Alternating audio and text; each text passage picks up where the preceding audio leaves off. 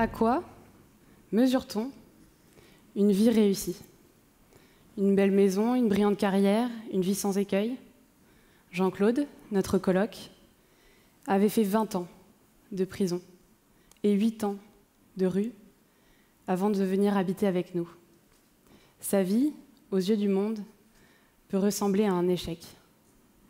À son enterrement, l'église est comble. Je porte son cercueil sur mon épaule et je pleure.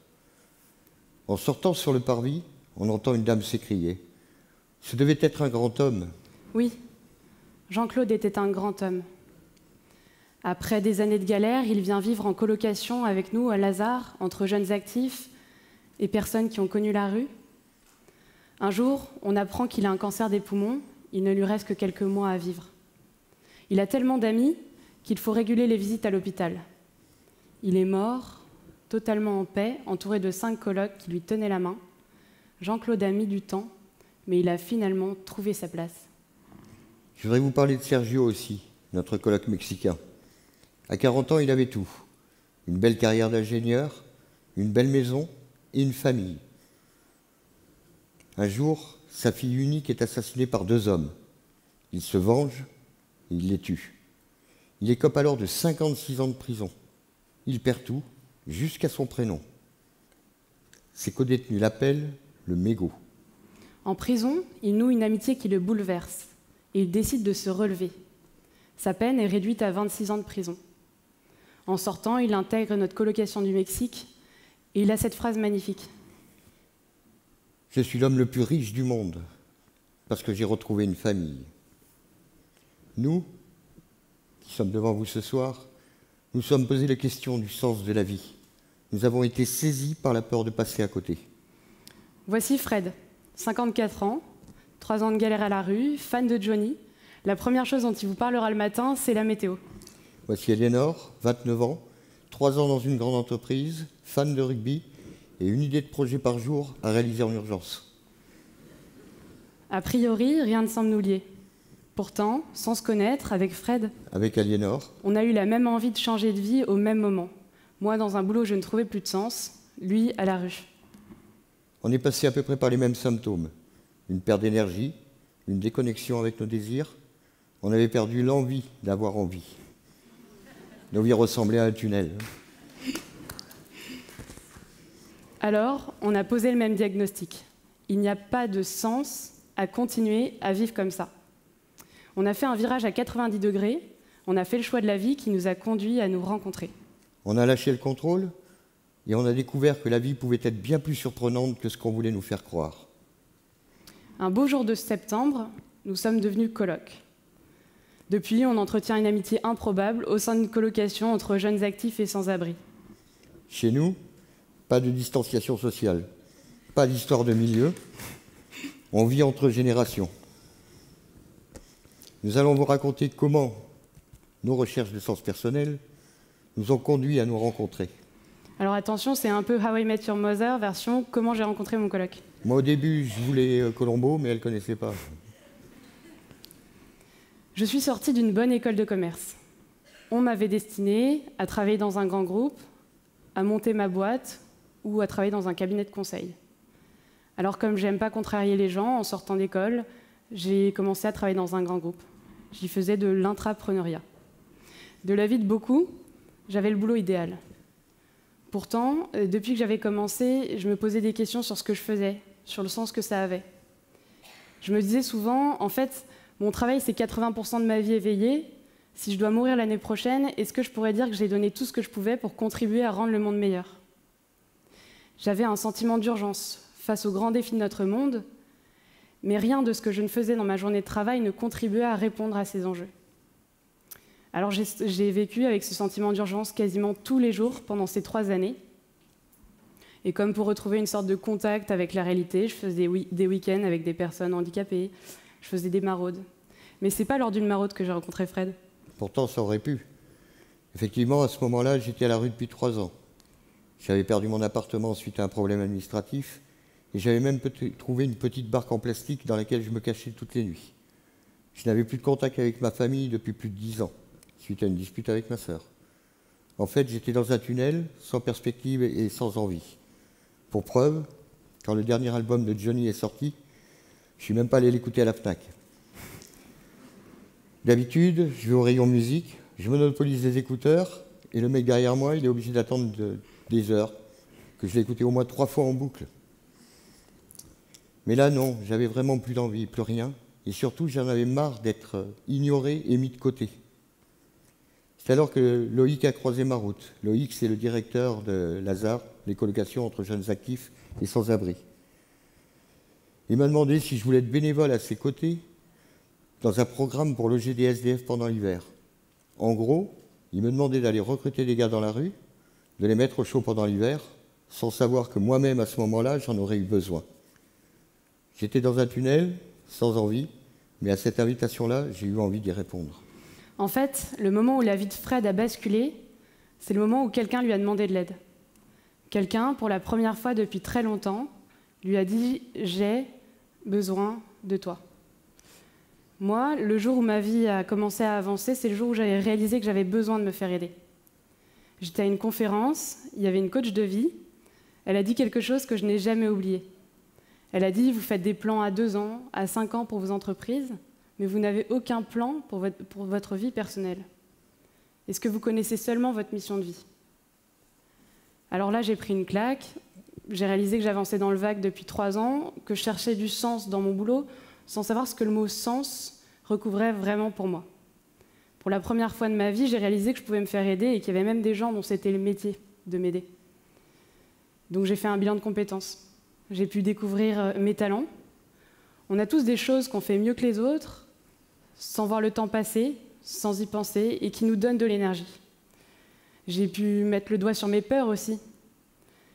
Peur de perdre mon appartement, de gâcher mon CV, de m'ennuyer dans un boulot même s'il a du sens. Nos peurs sont importantes à regarder parce qu'elles disent quelque chose de nos besoins. Besoin de sécurité, besoin de reconnaissance. Et puis j'ai pu trouver mes désirs aussi. Ils étaient toujours là, mais j'avais plus l'habitude de les mobiliser. J'avais envie de monter des vidéos, j'avais envie d'aller faire une course en stop, j'avais envie de faire du ski de rando. Les écrire m'a permis de les réaliser parce que les opportunités sont présentées naturellement. Et enfin, j'ai écrit ma mission de vie. Ça y est, je n'avançais plus dans le vague. Je suis allée voir mon manager et je lui ai demandé 3 semaines de congé pour aller réfléchir en marchant jusqu'à Assise en Italie. En rentrant, c'était clair. J'avais plus d'énergie pour me lever le matin pour continuer à faire ce que je faisais. Je suis allée voir ce manager, j'ai posé ma démission. Alors j'ai renoncé à mon travail sans savoir dans quel projet j'allais me lancer ensuite. C'était terrifiant, mais c'est un choix que j'ai jamais eu à regretter. Et pendant qu'Aliénor démissionnait sur Paris, moi je faisais une dépression sur Nantes suite à la fin de l'hiver solidaire. À nouveau, je marchais la tête basse, je n'avais plus d'envie, j'étais même limite suicidaire. Et Loïc a encore croisé ma route. Il m'a juste proposé de venir toquer à la porte de son bureau pour discuter. Alors j'ai réfléchi et je me suis posé cette question. Quel est le plus petit pas possible que tu puisses faire pour t'en sortir? Le mien, ça a été d'aller toquer à cette porte de bureau. Et pendant qu'on discutait, qu'il prenait mes nouvelles, m'aidait à refaire mes papiers, j'ai pris une autre décision.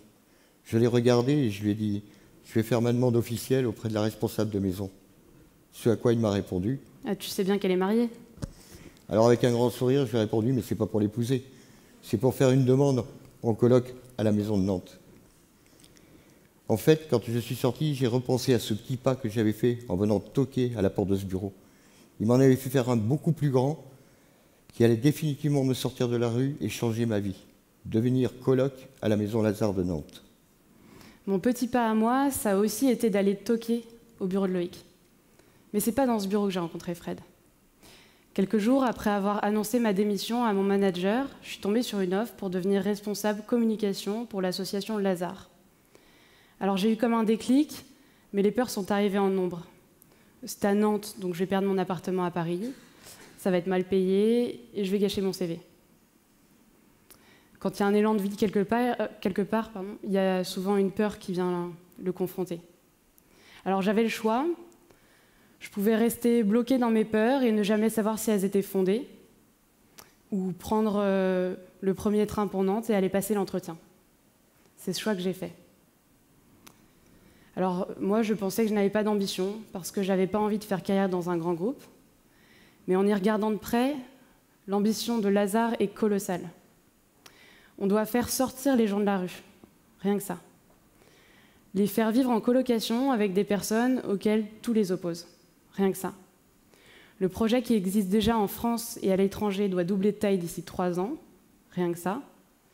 Et notre ambition est plus large, elle est de faire vivre une aventure humaine à l'ensemble de la société en communiquant sur notre action, rien que ça.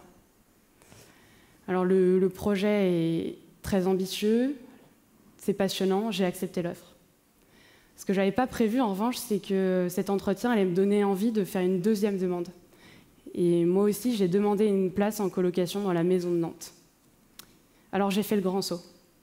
Le grand saut dans l'inconnu.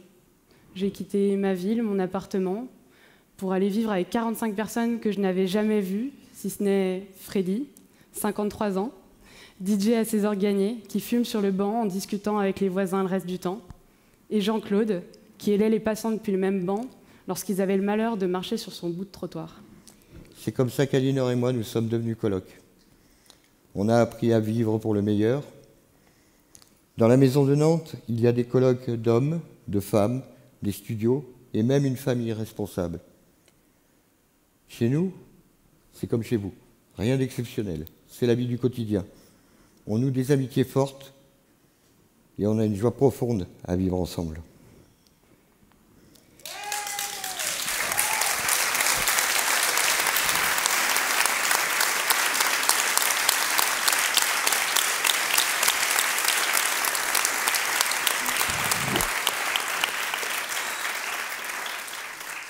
Nous ne vous raconterons que 3 événements qui ont marqué cette année vécue par nos colocs.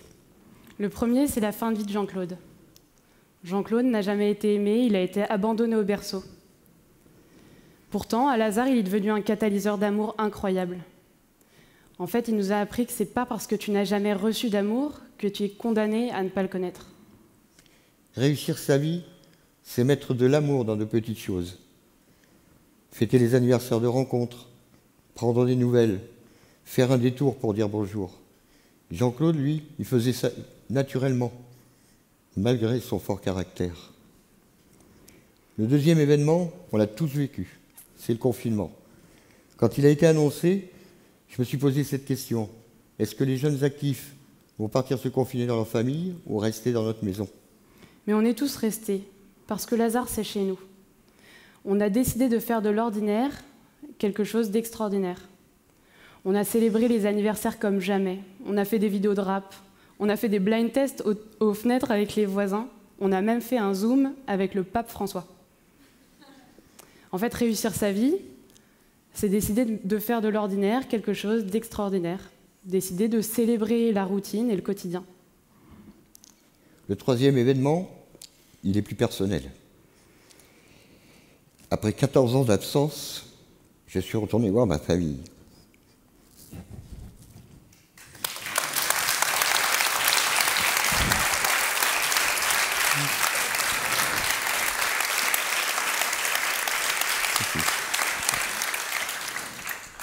J'étais enfin prêt. Notre émotion a été très forte et j'ai même vu pleurer mon père. Et je voudrais préciser une chose, passer un petit message. C'est aujourd'hui son anniversaire, alors je vous souhaite un bon anniversaire.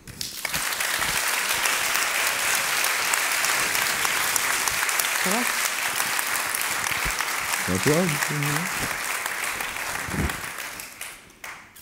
En fait, réussir sa vie, ce n'est pas éviter tous les échecs, c'est décider de se relever après chaque chute, décider de ne jamais abandonner. On pourrait vous parler pendant des heures des miracles que l'on vit à Lazare. On dit souvent qu'on vit l'ordinaire de façon extraordinaire. Prenez Charlotte, Patrick, Lionel, Polo, ils ont tous retrouvé un CDI, malgré la crise sanitaire. Michou est tombé par hasard dans la rue sur sa sœur, qu'il n'avait pas vue depuis 14 ans. Christian est arrivé chez nous après 11 ans dans les rues de Paris. L'autre jour, il a décidé d'appeler son frère, dont il avait précieusement gardé le numéro dans sa poche pendant 25 ans. Son frère le croyait mort. Mon pote Fredo, il a fait une cure pour se soigner de son addiction à l'alcool, qui le tenait depuis 30 ans. Et moi, je lui ai signé un contrat de travail. Voilà.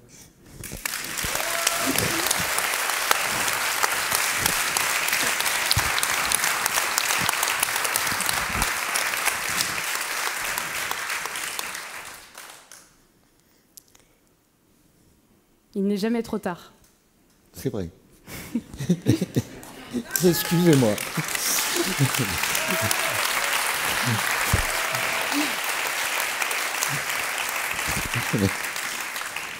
Il n'est jamais trop tard. Tu peux être tombé à la rue, avoir fait des années de prison, avoir des décennies d'addiction. Il n'est jamais trop tard pour réussir ta vie et apprendre à aimer.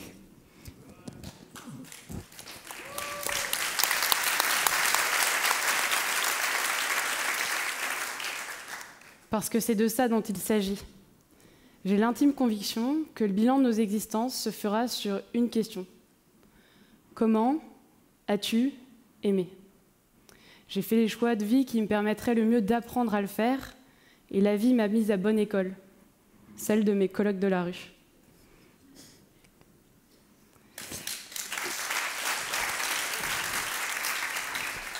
La dernière nuit de Jean-Claude sur Terre, j'ai pu dormir avec lui à l'hôpital. En fait, on n'a pas vraiment dormi, parce que le cancer avait attaqué ses poumons et il a mené un long combat jusqu'à l'aube pour respirer. Pour lui, c'était le moment du bilan. 20 ans de prison, 8 ans de rue, ça peut faire peur. Pourtant, au petit jour, il s'est apaisé. Ces années de galère ne devaient pas peser bien lourd au regard de celles qu'il a passées à nous aimer. Il est mort le lendemain soir, entouré de 5 colocs qui lui tenaient la main. Il était totalement en paix. Sur son signet d'enterrement, on a fait inscrire cette phrase. « Ne croyez pas que l'amour, pour être grand, doit être extraordinaire. » Elle résumait parfaitement la vie de Jean-Claude. Alors Aliénor et moi qui sommes devant vous ce soir, nous avons une question à vous poser. Et vous, comment aimez-vous ?